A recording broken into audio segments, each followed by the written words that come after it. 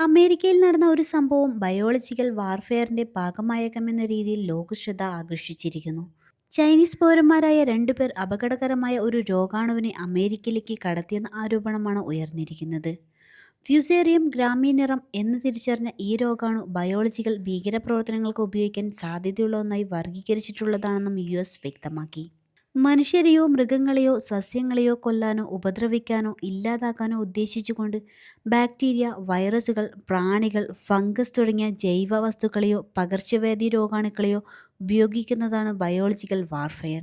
Fusarium ഗ്രാമിനിറം എങ്ങനെ മാരകമാകുന്നു?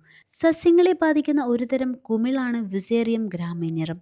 ഇത് ഗോതമ്പ്, ബാർലി, ചോളം, നെല്ല് തുടങ്ങിയ ധാന്യവിളകൾ ഹെഡ് പ്ലൈറ്റ് എന്ന രോഗത്തിന് കാരണമാക്കുന്നു.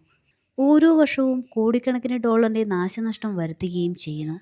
ഈ രോഗം പൂർണ്ണമായി പ്രതിരോധിക്കാൻ കഴിയുന്ന ഒരു മരുന്നോ ഇനമോ ഇന്ന് നിലവിലില്ല.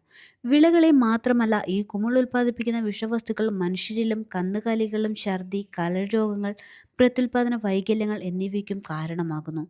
അതുകൊണ്ട് തന്നെ ഇതിനൊരു ജൈവായുധമായാണ് കണക്കാക്കുന്നത്.